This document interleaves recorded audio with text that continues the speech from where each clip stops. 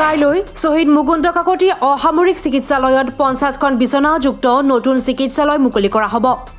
সংবাদ মেলযোগে ঘোষণা মন্ত্ৰী জয়ন্ত মল্ল বৰুৱাৰ।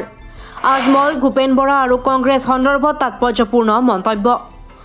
অহা 16 নৱেম্বৰ তাৰিখ অৰ্থাৎ কাইলৈ নলবাৰী শহীদ মুকুন্দ কাকতি অসামৰিক চিকিৎসালয় পুনৰ নিৰ্মাণৰ পিছত আনুষ্ঠানিকভাৱে মুকলি কৰা হ'ব। মুঠ 50খন বিছনাযুক্ত হ'ব নতুন চিকিৎসালয়খন। আজমলে সভাত চেলেং চাদৰ দলিয়াই দিয়া সন্দৰ্ভত প্ৰতিক্ৰিয়া মন্ত্ৰী জয়ন্ত মল্ল বৰুৱাৰ। সাংসদ বিধায়ক হ'ব পাৰে কিন্তু প্ৰকৃত অসমীয়া হ'বলৈ কিছু সময় লাগিব বুলি তাৎপৰ্যপূৰ্ণ মন্তব্য মন্ত্ৰীগৰাকীৰ।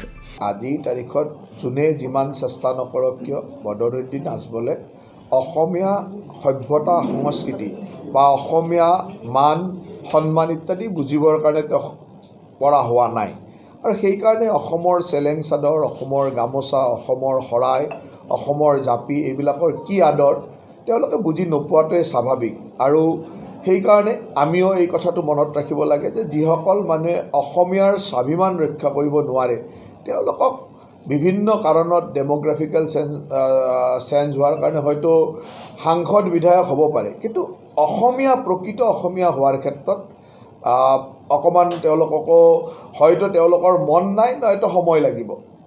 মই ভাবোঁ যে তেখেতসকলৰ সেই অসমীয়া স্বাভিমানৰ প্ৰতি সন্মানো নিশ্চয় নাই আৰু সেইকাৰণে আমি অসমৰ মূল সুঁতিৰ খিলঞ্জীয়া মানুহে এই কথাবিলাক অত্যন্ত গুৰুত্ব সহকাৰে ল'ব লাগে। ইপিনে মন্ত্ৰী জয়ন্ত মল্ল বৰুৱাই কংগ্ৰেছী নেতাক ঠিকাৰ অফাৰ দিয়াৰ পিছত প্ৰতিক্ৰিয়াৰ সৃষ্টি হৈছিল। সেই সম্পৰ্কীয় প্ৰতিক্ৰিয়া ব্যক্ত কৰিলে মন্ত্ৰী জয়ন্ত মল্ল বৰুৱাই। মইতো অফাৰ দিয়া নাই, মই তেওঁলোকৰ ৰাজ্যিক সভাপতিয়ে কৈছে যে তেখেতসকলৰ এজন জিলা সভাপতিয়ে মাত্ৰ 12 কোটি টকাৰ ঠিকা পালে জিলা সভাপতি এৰিছে, তেওঁহে কৈছে।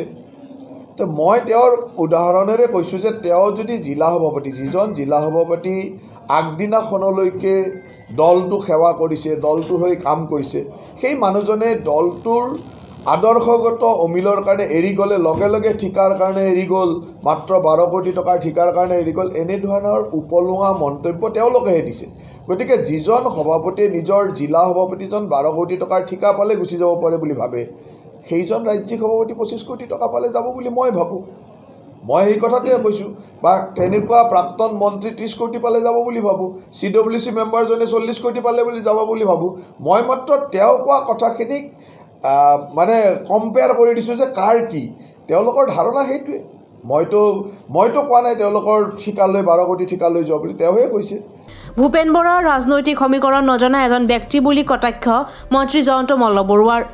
ভূপেন বৰা ডাঙৰে নিজৰ সমষ্টিতে এতিয়ালৈকে অসমত চাগে 4বাৰমান ইলেকশ্যন হাৰিলে।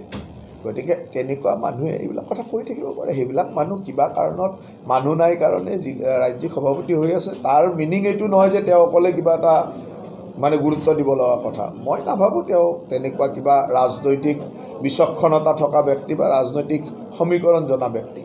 আনহাতে লোকসভা নিৰ্বাচনত বৰপেটা লোকসভা সমষ্টিৰ বাবে প্ৰতিদ্বন্দ্বিতাৰ ইচ্ছা প্ৰকাশ কৰিছে নলবাৰীৰ প্ৰাক্তন বিধায়ক অশোক শৰ্মাই। সেই সম্পৰ্কীয় প্ৰতিক্ৰিয়া ব্যক্ত কৰে মন্ত্ৰীগৰাকীয়ে। প্ৰথম কথাটো হ'ল যে আমাৰ দলত টিকট আবেদন কৰাৰ বা হেৰি কৰাৰ ব্যৱস্থাটো নাই। আমাৰ এটা ছাৰ্ভে বা আমাৰ দলীয় ব্যৱস্থাৰ মাজত আলোচনা হয় আৰু আলোচনা হৈ প্ৰাৰ্থিত্ব প্ৰদান কৰে। গতিকে আমি ভাবোঁ যে এজন প্ৰাক্তন বিধায়ক নিশ্চয়কৈ তেওঁ সাংসদ হ'ব পৰাৰ যোগ্যতাৰ কোনো অভাৱ নাই। গতিকে দলৰ মজিয়াত এটা আলোচনা হ'ব, দলেৰ ছাৰ্ভেত এইবিলাক কথা আলোচনা হ'ব আৰু আলোচনা হৈ দলে প্ৰাৰ্থিত্ব যাকেই দিব আমি সকলোৱে মিলি তেওঁক জিকাব লাগিব। আৰু এইবাৰ বৰপেটা লোকসভা সমষ্টিটো আমাৰ কাৰণে সুন্দৰ হৈ আছে, আমি বিপুল ভোটত বিজয়ী হ'ম। গতিকে আমাৰ চিন্তা কৰিব লাগে আৰু দলৰ প্ৰাৰ্থিত্ব সম্পৰ্কীয় কথা ক'লে দলৰ শীৰ্ষ নেতৃত্বই সময় সাপেক্ষে আলোচনা কৰিব। Bureau' report DH365।